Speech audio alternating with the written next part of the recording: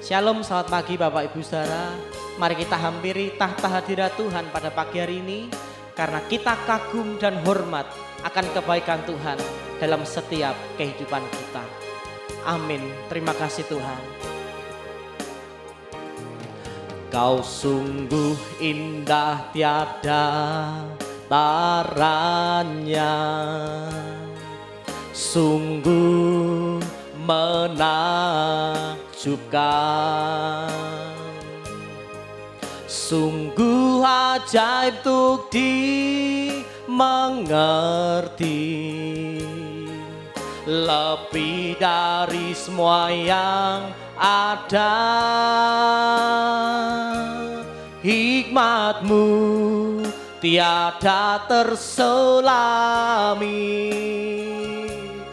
kasih-Mu dalam tak terduga. Kau sungguh indah tiada taranya, mulia dan berkuasa. Ku kagum hormat akan Engkau, ku kagum hormat akan Engkau. Kau Allah yang layak dipuji, ku kagum akan Engkau.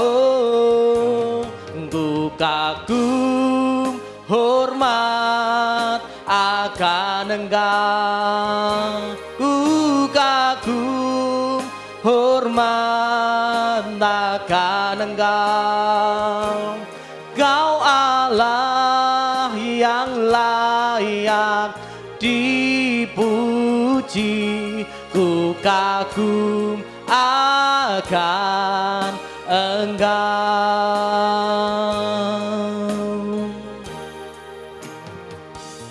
Engkau sungguh indah tiada taranya, sungguh menakjubkan, sungguh ajaib untuk dimengerti,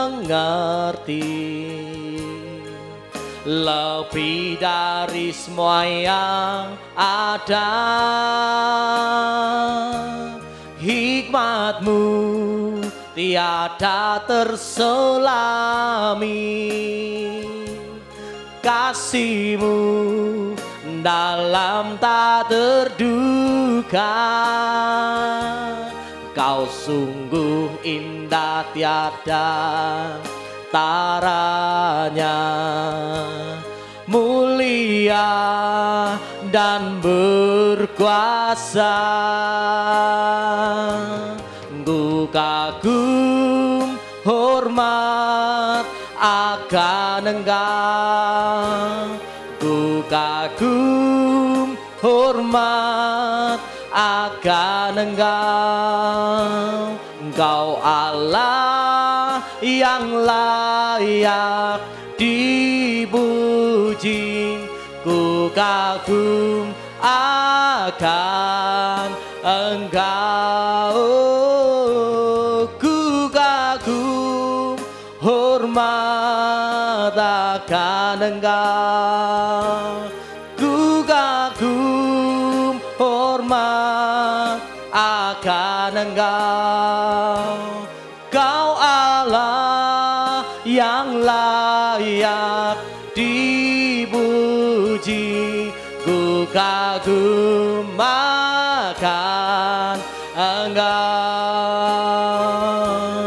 Engkau Allah yang layak dipuji, ku kagum akan Engkau. Kau Allah, Engkau Allah yang layak dipuji, ku kagum akan Engkau. sembah. Mari sembah Tuhan. Kami kagumakan-Mu Bapa, kami kagumakan kebaikan-Mu, kami kagum hormat, tiada yang seperti-Mu. Haleluya. Oh, Shikiniara lalawata kayara lawaso. Haleluya Tuhan, Kau sungguh baik buat kami, kasih-Mu tiada batasnya. Haleluya, tiada yang seperti-Mu. Bawa kami masuk hadirat-Mu, rasakan kasih setia-Mu, melihat tata hadirat-Mu, oh Tuhan.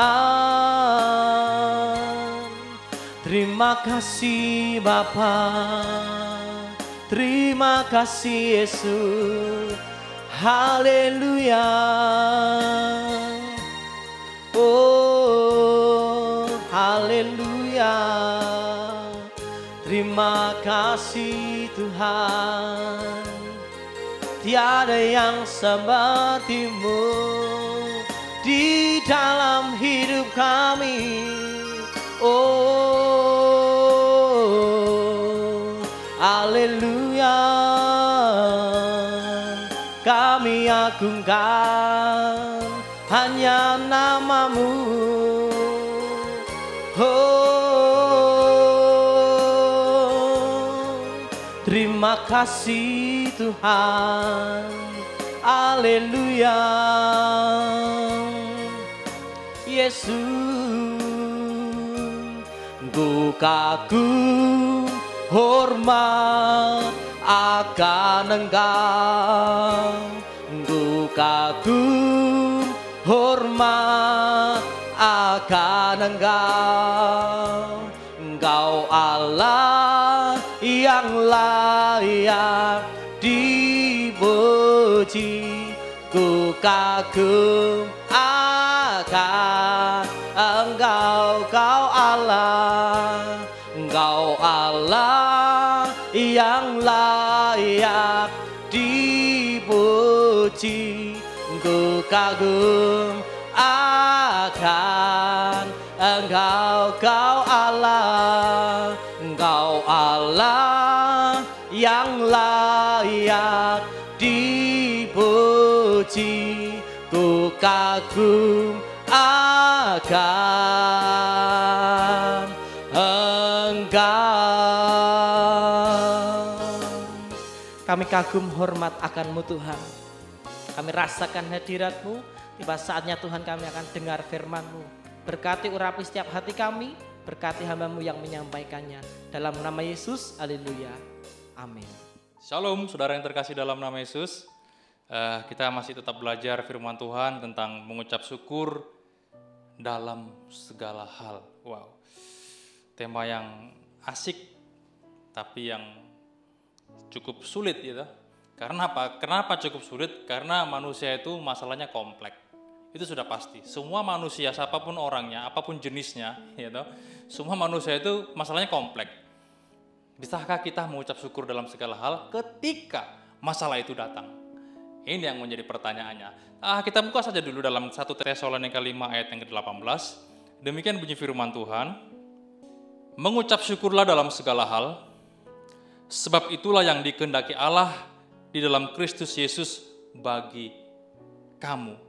Nah, kalau dalam terjemahan-terjemahan yang lain saya baca, dalam Kristus Yesus artinya kalau kita sudah punya Kristus atau kalau kita sudah menjadi milik Kristus, perhatikan ya, kalau kita sudah menjadi milik Kristus, hendaklah, kata-kata itu muncul, kita harus bisa mengucap syukur dalam segala kondisi, dalam segala hal.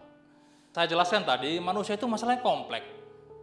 Ada yang namanya titik nol, ada yang namanya di masa sukar, ada yang namanya masalah ujuk-ujuk datang, ada yang namanya, kompleks sekali. Manusia itu masalahnya kompleks sekali. Kenapa? Karena memang sejak Adam dan Hawa dosa sudah ada. Nah, tetapi di sini dikatakan kita harus bisa mengucap syukur dalam segala hal kalau kita sudah menjadi milik Kristus. Rasul Paulus berkata apa? Hidupku bukannya aku lagi, tapi Kristus yang ada dalam diriku. Artinya, yang ada dalam diri Rasul Paulus itu terpancar karakter Kristus. Sama halnya dengan kita. Ketika kita menjadi milik Kristus, kita sudah menjadi kepunyaan Kristus, hendaklah kita mengucap syukur dalam segala hal. Saudara yang terkasih dalam nama Tuhan Yesus Kristus, kalau saudara punya anak, saudara mengkehendaki anak saudara itu belajar, poin plusnya apa? Apa poin plusnya? Mungkin dia pintar, ya kan? Mungkin nilainya baik, bisa lulus, itu poin plusnya. Kenapa? Karena saudara mengkehendaki anak saudara belajar, nanti ada poin plusnya, yaitu dia dapat nilai baik, lulus dengan baik. Nah, di sini ada poin plus yang luar biasa yang saya tangkap di sini ya. Jadi Tuhan Yesus berkata, mengucap syukurlah dalam segala hal, sebab itulah yang dikehendaki Allah.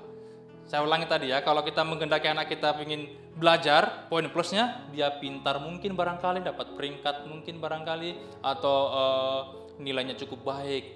Nah, poin plusnya ketika kita mengucap syukur dalam segala hal, perhatikan ayat yang ke-23. Perhatikan ya, ayat yang 23. Semoga Allah damai sejahtera menguduskan kamu seluruhnya, dan semoga roh, jiwa dan tubuhmu terpelihara sempurna dengan tak bercacat pada apa?